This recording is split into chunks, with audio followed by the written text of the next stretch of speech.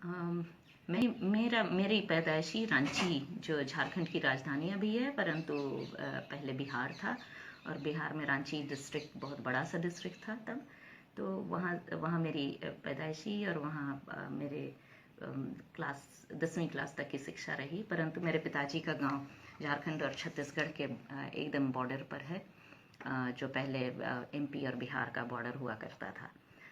पर मेरी स्कूली शिक्षा रांची में हुई, पर कॉलेज की शिक्षाएं मेरी बेंगलोर, मद्रास और फिर दिल्ली में हुई। ये मेरा तो मेरी पृष्ठभूमि रही। मैं रांची में हिंदी मीडियम स्कूल में पढ़ी और उसके बाद एकदम से मीडियम का बदलाव हुआ, जिस मीडियम में शिक्षाएं हुई। तो उसके तहत मैं अपनी पढ़ाई के दौरान और उसके दौर के साथ साथ बढ़ती गई और आगे आकर मैंने पीएचडी तक की शिक्षा की।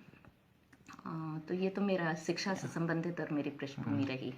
मुझे वैसे तो 5 साल की उम्र में ही मैं बतलाया गया, मतलब मेरे पिताजी ने कहा कि बुद्धि सबको मिली है और बुद्धि बराबर सबको मिली है और उसका इस्तेमाल होना चाहिए। 5 साल की एक छोटी बच्ची के लिए ये समझना मुश्किल था, परंतु जब मेरे सामने ये चैलेंज आए जिसमें मेरी बुद्धि को पर सवाल उठाया जा रहा था, प्रश्न उठाया जा रहा था, तब मुझे समझ में आया कि उस मंत्र का इस्तेमाल मैं कैसे करूं। और इसलिए वैसे तो मुझे स्कूल में एडमिशन लेने से पहले से ही डिस्क्रिमिनेशन शुरू हो गया था, जबकि मुझे एक अच्छे कॉन्वेंट स्कूल में एडमिशन नहीं दिया गया, क्योंकि मैं एक आदिवासी पादरी की बेटी थी। और उसके बाद जब मैं स्कूल में आई तो रिपीटेडली दूसरे स्कूलों में, जो कि एकदम हिंदी मीडियम स्कूल नहीं थे और अच्छे स्कूल थे शायद, वहाँ से भी मुझे बार बार नकारा गया। परंतु स्कूल में जब मैं इस हिंदी मीडियम स्कूल में पढ़ ही रही थी, तब मुझे संस्कृत में सबसे ज़्यादा नंबर लाने के ऊपर भी प्रश्न उठाया गया। और मुझे मेरे मैथ्स टीचर ने बोला कि मैं कॉलेज में मैथमेटिक्स ना पढ़ूं, क्योंकि वो मुझसे हो नहीं पाएगा। और इस तरह से मेरी बुद्धि या मेरी एबिलिटी को, मेरे इंटेलेक्चुअल एबिलिटी को या तो अंडरमाइन किया जा रहा था, उसको उसका मूल्य नहीं समझा गया, या तो मुझे जानबूझकर हतोत्साहित किया करने की कोशिश रही थी। परंतु जब इन दो सवालों, संस्कृत में सबसे ज़्यादा नंबर लाने और मैथ्स में भी जो मेरा स्ट्रॉन्ग एरिया था, तो उसमें ना पढ़ने के लिए जब बोला गया, तब मुझे समझ में आया कि 5 साल की उम्र में जो मुझे बतलाया गया था उसका असली में कैसे इस्तेमाल किया जाए। तो इस तरह से डिस्क्रिमिनेशन तो इसलिए, और ये बातें मैं सोचती हूँ इसलिए बोला गया क्योंकि मैं एक आदिवासी थी, एक आदिवासी लड़की थी। वैसे तो मैं गर्ल्स स्कूल में ही पढ़ी, तो इसलिए दूसरी लड़कियों के साथ, जो कि हमारा स्कूल भी लगभग 20% लोग गैर आदिवासी होते थे, पर उसी बीच उसमें भी जो गैर आदिवासी टीचर थे, कुल मिला के 3, उन्हीं में से 2 लोगों ने मुझसे मतलब मेरी पढ़ाई लिखाई या मेरे इंटेलेक्ट को चैलेंज किया था। मेरी चूँकि मुझे मैथ्स पढ़ने से बाधित किया जा रहा था, जब मैं स्कूल में ही थी, तभी मैंने ये निर्णय ले लिया था कि मैं मैथ्स ही पढ़ूंगी और केवल मैथ्स पढ़ूंगी। और परंतु एमएससी मैथमेटिक्स के बाद जब मैं एमफिल पीएचडी के लिए ऑप्शंस देख रही थी, उसी समय कंप्यूटर साइंस भी हमारे देश में पढ़ाया जा रहा था, और उस समय अंडर ग्रेजुएशन और मास्टर्स लेवल में भी पढ़ाई नहीं होती थी, परंतु एमफिल पीएचडी में उसका स्कोप था। मेरे अपने एप्रीहेंशंस थे कंप्यूटर साइंस में पढ़ूं या ना पढ़ूं, परंतु फिर भी उसको भी एक इंटेलेक्चुअल चैलेंज के बतौर मैंने लिया, और मेरा दाखिला जेएनयू में एंट्रेंस एग्जाम के कारण हो पाया। हो सकता है यहाँ केवल प्योरली एंट्रेंस एग्जाम के बेसिस पर अगर एडमिशन की पद्धति जहाँ नहीं होती, वहाँ शायद मेरा एडमिशन इसमें भी नहीं हो पाता, पर चूंकि यहाँ एंट्रेंस एग्जाम के आधार पर एडमिशन की व्यवस्था है, तो इसलिए जेएनयू में कंप्यूटर साइंस में एमफिल पीएचडी करने के लिए मेरा एडमिशन हो पाया। मैं 3 भागों में इस बात को चर्चा करना चाहूँगी। एक तो जितनी भी जितनी भी व्यवस्थाएं हैं या जितनी भी सुविधाएं हैं उनके लिए एक्सेस या उस तक पहुंच पाना किसी एक आदिवासी के लिए कितना संभव है आज की तारीख में। दूसरा, शिक्षा जो कि सबसे ज़रूरी एक पायदान है किसी के लिए जीवन में सफलता के लिए। एक पढ़े लिखे किसान के लिए भी पढ़ लिख कर किसान बना है तो उसमें सफलता मिल सकती है, ये मेरा मानना है। इसलिए सफलता केवल नौकरी और बहुत धन कमाने से नहीं, परंतु एक संतुष्ट जिंदगी और थोड़ी इज्जतदार जिंदगी को मैं सफलता मानती हूँ। तो इसलिए शिक्षा के संबंध में अभी तक क्या हुआ। और तीसरा कि राजनीतिक तरीके से कोई आदिवासी अपने आप को कहाँ पाता है। तो इसलिए 3 आयाम में मैं बोलना चाहूँगी, शायद बहुत ही कम, क्योंकि अभी मेरे पास आंकड़े नहीं हैं, परंतु आंकड़ों के आधार पर इस बात की पुष्टि और भी स्ट्रॉन्ग तरीके से की जा सकती है। अभी हर गांव में स्कूल की बात की जा रही है, परंतु वो स्कूल कैसे हैं जहां बहुत ही इंटीरियर आदिवासी इलाकों में या तो स्कूल है ही नहीं, परंतु किसी कमरे में किसी तरह से स्कूल हो रहा है, या एक ही कमरे में 5 क्लास के बच्चे, एक टीचर जो कि ट्रेंड है अनट्रेंड है पता नहीं, पैरा टीचर की निगरानी में पढ़ाई हो रही है। तब 5 क्लास तक एक बच्चा कुछ पढ़ लिख कर ना आए, 6 क्लास के बाद क्या कर पाएगा। तो इस तरह से हमारी जो शिक्षा की नीति है बिल्कुल खोखली है। और जहाँ सुख सुविधाएं हैं, जहाँ बेसिक इंफ्रास्ट्रक्चर है, वहाँ तो कुछ एक्सपेक्ट किया जा सकता, पर आदिवासी पॉपुलेशन के लिए जब वो एक्सेसिबल ही नहीं है तो फिर उनके जीवन में शिक्षा की क्वालिटी को, अगर क्वालिटी बोला जाता है शिक्षा के संबंध में, तो उस क्वालिटी का हम अंदाज़ा लगा सकते हैं। और तीसरा जो बिंदु मैंने कहा था, पॉलिटिकली या राजनीतिक तौर पर एक आदिवासी अपने आप को कहाँ पाता है। मेरे ख्याल से केवल एक अलग राज्य की स्थापना कर देना पॉलिटिकल एम्पावरमेंट की निशानी नहीं है, बल्कि एक पर्टिकुलर पॉइंट में 2000 ईस्वी में 15 नवंबर को जब झारखंड स्टेट की स्थापना हुई, उस समय झारखंड के जितने भी राजनीतिक नेता थे, उन लोगों ने शायद सोचा होगा कि हम इस लायक हैं कि इस राज्य को हम चला सकते हैं, शासन कर सकते हैं और अपने लोगों के लिए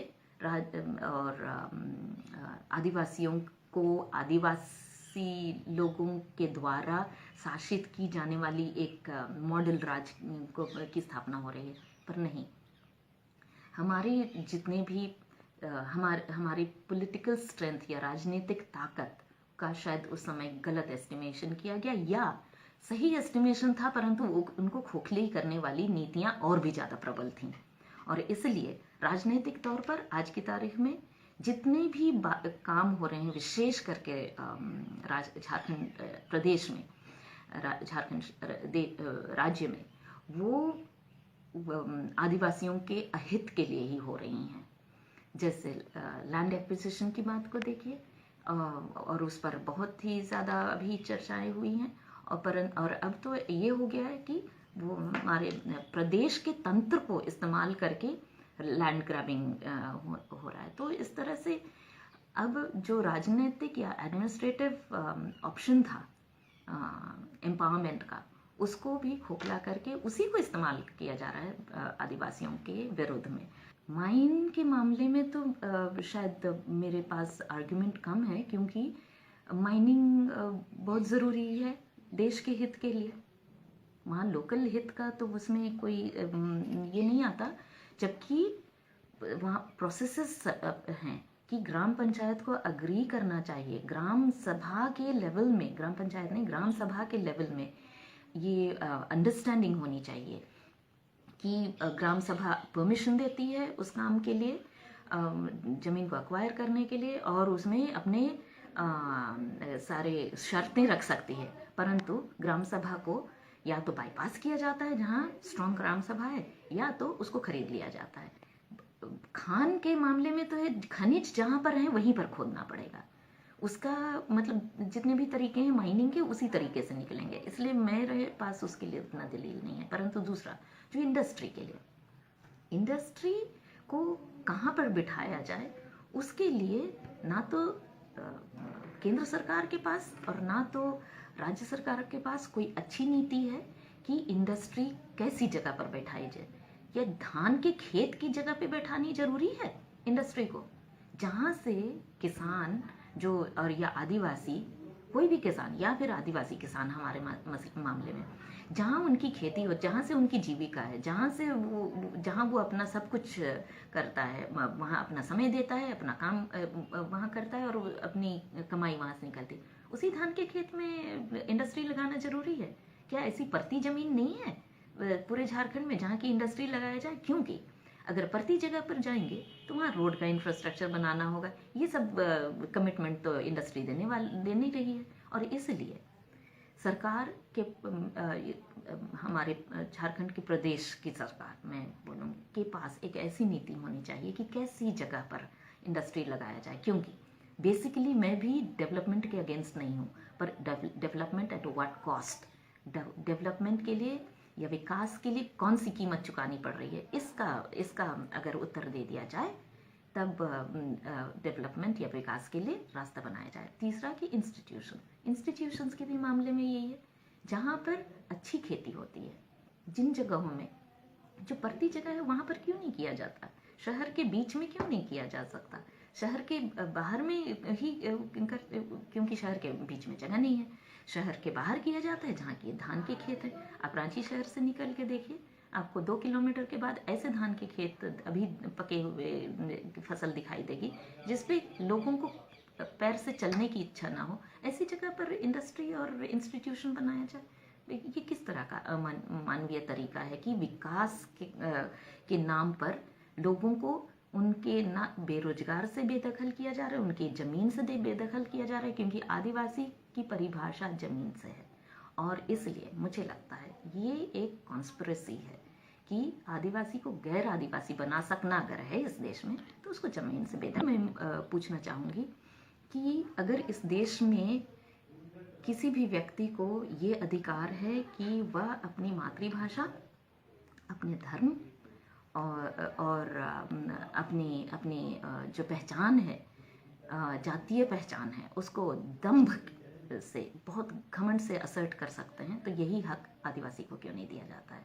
3 चीज़ें मैंने कहा, एक मातृभाषा की, दूसरी मैंने कहा कि धर्म की, और तीसरी अपनी जातीय आइडेंटिटी, जातीय। ये देखिए भाषा के नाम पे आदिवासी की भाषा लुप्त हो रही है, वो उसके लिए शायद आदिवासी ही रिस्पॉन्सिबल है, क्योंकि कुछ आदिवासी समूह अपनी भाषा को छोड़ने में माहिर हो जा रहे हैं, क्योंकि उनके पास दूसरी भाषाओं को सीखने का चैलेंज है, और इसलिए अपनी भाषा को छोड़ के दूसरी भाषाएं सीखना चाह रहे हैं। क्यों? और ये चैलेंज इसलिए है क्योंकि अगर उनको विद्या या एजुकेशन एक्वायर करना है तो दूसरी भाषाएं चाहिए, क्योंकि मातृभाषा में एजुकेशन नहीं है। जबकि ये राइट टू एजुकेशन में भी है कि 5वीं कक्षा तक प्राइमरी एजुकेशन मातृभाषा में हो। जब तमिलनाडु में हर बच्चा तमिल में अपनी मातृभाषा में पढ़ाई कर सकता है, बंगाल में बंगला में, असम में असमीज में, तो उसी तरह से आदिवासी बच्चा क्यों नहीं गुजरात में गुजराती में कर सकते हैं। पर गुजरात के आदिवासी बच्चे अपनी मातृभाषा में नहीं, गुजराती में करना चाहिए उनको। ये जो एक डबल स्टैंडर्ड की बात है, इसलिए मैं सोचती हूँ कि ये सब कॉन्स्पिरेसी एक है। दूसरी धर्म की बात जब हमने कहा कि सभी हम लोग, आप केवल आप इतिहासकारों से पूछिए और एंथ्रोपोलॉजिस्ट से पूछिए कि संसार के हर आदिवासी समुदाय या इंडिजिनियस पॉपुलेशन की अपनी आदि धर्म की तरह का धर्म है, और ये धर्म कतई हिंदू धर्म से उसका कोई भी मेल नहीं है। परंतु बहुत दुर्भाग्य की बात है कि हमारे देश में कहीं कहीं कोएर्शन जो बोलते हैं उसके तहत और दूसरे मतलब मेजर कल्चर के इंटरैक्शन के कारण कहीं कहीं आदिवासी समुदायों ने खुद से अपने आप को हिंदू करार किया। ये साउथ की बात है। तमिलनाडु वगैरह की बात, वहाँ के आदिवासियों की गति ये हो गई है क्योंकि वहाँ उनका गैर आदिवासियों के साथ इतना ज़्यादा हेल मेल जोल हो गया कि शायद वहाँ वो लोग भूल गए हैं। परंतु जो सेंट्रल इंडिया है, मध्य भारत के आदिवासी समुदाय हैं, उनके तो अभी 40, 50, 60 साल पहले तक बहुत हर परिवार के लोग अपने आदि धर्म के ही अनुयायी थे। और जो भी कि झारखंड में केवल एक 150, 160 वर्ष हुआ है क्रिश्चियनिटी का। और सारे आदिवासी मध्य भारत के सारे आदिवासी समुदाय क्रिश्चियन नहीं है, मेजॉरिटी अभी भी गैर क्रिश्चियन हैं। फिर भी जो और बहुत से लोग अभी प्रैक्टिसिंग सरना हैं, फिर भी उनको ये बोला जाता है कि आप हिंदू हैं, या जो क्रिश्चियन हुए थे और उनकी घर वापसी की जा रही है तो उनको हिंदू धर्म में कन्वर्ट किया जा रहा है। तो ये तो फिर से कन्वर्शन वाली बात हुई। ये घर वापसी तो अगर होते तो अपने ही आदि धर्म में या फिर अपने ही सरना धर्म में उनको आना चाहिए था। और तीसरी, जब हम कोई भी भारतीय बड़े दंभ के साथ बोलते हैं कि मैं फलाना जात का हूँ, अपनी जाति या अपने कुल का ये करते हैं, प्रदर्शन किया जाता है, तो आदिवासी लोगों को भी उतना ही घमंड के साथ ये अधिकार होना चाहिए कि मैं बोल सकूं कि मैं सोना झरिया में एक उरांव हूँ। परंतु नहीं, ये इसलिए नहीं हो पा रहा है क्योंकि ना तो आदिवासियों के बारे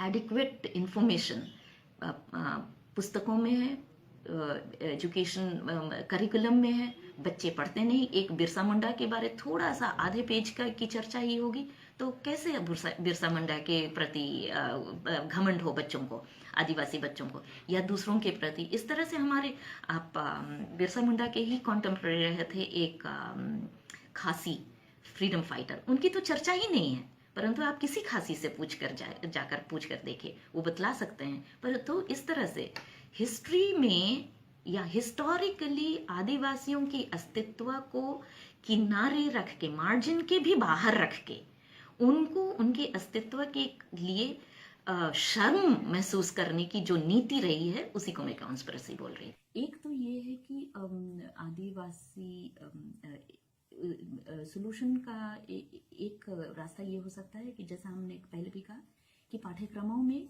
आदिवासियों के बारे और आदिवासियों के नायकों और आदिवासी धर्म, कल्चर, सबके बारे छोटी छोटी बातें स्कूल में भी पाठ्यक्रमों में इंक्लूड हो, ताकि जो विभिन्नता है, जो डाइवर्सिटी है इस देश की, और आदिवासी कल्चर किस तरह से उस डाइवर्सिटी को और भी एनरिच करते हैं, उसकी इंफॉर्मेशन मिले, तभी तो सम्मान भी या फिर डिग्निटी भी उससे एसोसिएट की जाएगी। परंतु जब कोई चीज एब्सेंट रहेगा तो उसके लिए तो शर्म का ही कोई महसूस करेगा, बच्चा भी। ये मेरा मानना है कि हाँ, सोल्यूशन ये भी है कि जितने भी आदिवासी छात्र छात्रा पढ़ लिख ले रहे हैं, वो जब नौकरी में आते हैं और विशेष करके एकेडमिया में आने की कोशिश करते हैं, वहाँ फिर से उनका एक बार डिस्क्रिमिनेशन होता है। क्योंकि अभी तरह तरह से इसी सिलेक्शन के तंत्र को इस्तेमाल किया जा रहा है कि उनको किस तरह से इस एकेडमिया में आने से बाधित किया जाए। नन फाउंड सुटेबल करके फिर वैकेंसी को बरकरार रखा जा रहा है। पता नहीं जो लोग आकर सेलेक्ट कर रहे हैं उनकी काबिलियत पर भी सवाल उठाया जा सकता है। पॉलिटिकल लीडरशिप की कमी से जूझ रहा है, ये कहना मैं नहीं मानना चाहूंगी, पर हाँ, पॉलिटिकल एम्पावरमेंट की कमी से जूझ रहा है।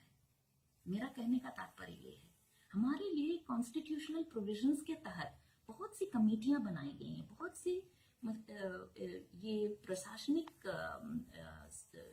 पड़ाव हैं, जैसे कमीशंस हैं। उन सब कमीशंस में जिस तरह से फ्री होकर लोगों को, आदिवासियों के जो कंप्लेंट्स वहां जाते हैं, अगर उनको वाकई में उसको बहुत ही मतलब उसको सीरियसली अगर लेकर लोग अपने ड्यूटी को निभाने की कोशिश करें तो वो एक बहुत सपोर्ट मिल सकता है आदिवासी समाज को अपने आप को हतोत्साहित होने से बचने के लिए। जब हतोत्साहित कम होंगे तो पॉलिटिकल एम्पावरमेंट को महसूस कर पाएंगे, पॉलिटिकल एम्पावरमेंट को महसूस कर पाएंगे, पॉलिटिकल विल को जाहिर करना चाहेंगे, और जब पॉलिटिकल विल को जाहिर करना चाहेंगे, लीडर्स जो खड़े हैं उनकी लीडरशिप को और भी ज्यादा